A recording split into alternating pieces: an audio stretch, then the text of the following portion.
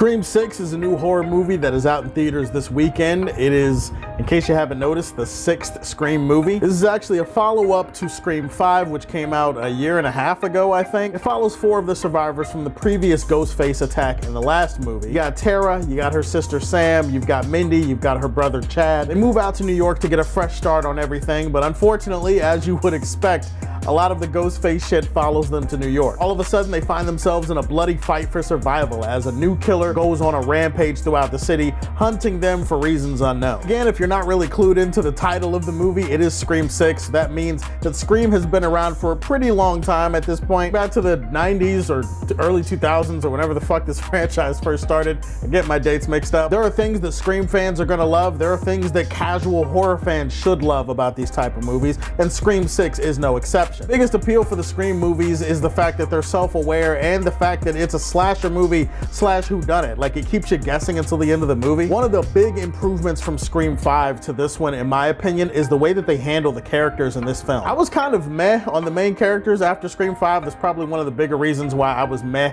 on the movie overall. That is not the case in Scream 6. Scream 6, I actually really enjoyed what they did with the characters. They all have their interesting quirks and personalities to make you feel invested in them as people. They're not just really hot young people that are just the basic archetype of characters that you would find in a movie like this. They all feel like they're more fully realized characters this time around, and the actors and actresses who portray these characters definitely feel more comfortable this time around. I'd probably say the standout of the movie is Melissa Barrera, who's kind of like the final girl of the movie or whatever. She's great in this movie. I didn't think she was that good in the previous movie, but she did better in this movie. She's really badass, and she kind of carries the emotional weight of the movie on her shoulders. But being that this is Scream, you don't want to just know about the characters, you don't want to just know about the acting, you want to know about the slashing. This might be one of the goriest and most violent Scream movies that they have ever made, and I'm not exaggerating with that. There are a lot of really gruesome and awesome kills in this movie. The body count is incredibly high. You've heard it tossed around on Twitter, social media, other reviewers. I'm gonna tell you the same thing.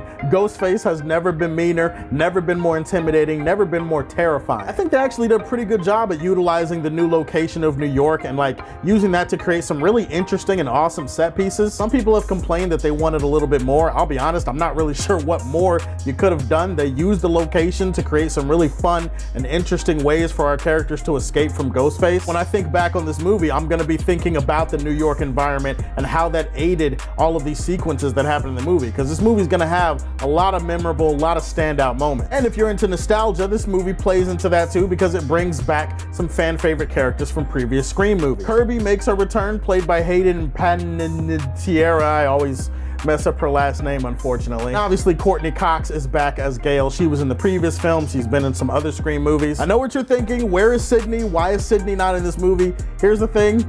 They do address Sydney in the movie, but at no point while I was watching this movie was I thinking, damn, I wish Sydney was here. I was thinking like, damn, Sydney's not here, but I'm having a really good time anyway. If you're looking for kills, gore, good characters, a lot of tense, exciting, thrilling moments, the way that they stick to the formula of what Scream fans expect while also throwing in some new twists, some new curveballs, some new ways of approaching this franchise. This movie probably checks a lot of the boxes if you're a fan of this franchise or if you're a fan of these type of movies in general. I gotta say, going into the third act or going into like the end of the second act, transitioning into the third act, this was probably going to be my favorite Scream movie of all time. And then the end of the second act and the third act happened, and unfortunately, if I'm gonna be honest, the quality of this movie took a dip. And it didn't just take a dip, like it dipped into the ocean and then it just kept going, and then it hit Atlantis some way down, and now I don't know where the hell the end of the movie is. This movie fell off a cliff, man. I was so frustrated. I was so upset. There are so many problems that start to pop up the longer that this movie goes on. Every horror movie has dumb shit that happens. Like, you know that, I know that, I've said that before. But unfortunately, the more that it piles up in a movie, the more it kind of stands out. And the longer this movie went on, the more dumb things started happening. Characters making the absolute dumbest decision possible. Even characters that should know better because the plot needs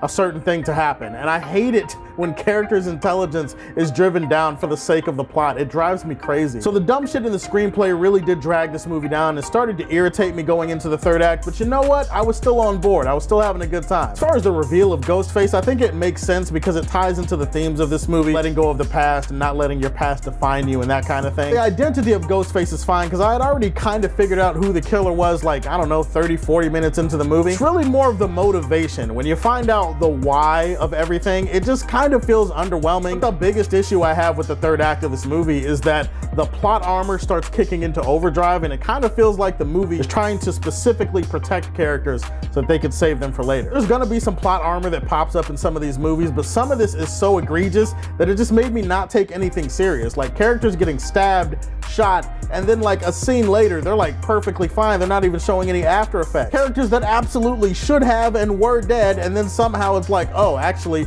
we're okay because we signed a contract for the sequel and we're gonna be here for Scream 7, so they can't kill us now. This irritated the living shit out of me. By the time we got to the end of the film, I was like, why would you raise the stakes only to lower them like that? You have great sound design, great kills, you got the whole thing working for you. And then when you get to the end of the movie, you don't stick to your guns, you start to play things safe and you start protecting people, and the plot armor becomes like overwhelming to the point that you can't not notice it. Really, really, really enjoyed Scream 6. I wanted to love it so bad, and going into the last part of the movie, I did love this movie. A couple of flaws keep me from fully embracing this film. Still had a damn good time. I'm gonna leave this film in the Silver Age for Man of Steel. Those are my thoughts on Scream 6. Did you see the movie this weekend? What did you think about it? Tell me if I'm crazy or not. Let's talk about it in the comment section down below. Please like and subscribe to the Superfan Show, and if you like what you see, tell me how you feel, and stay tuned to hear more from the Man of Steel.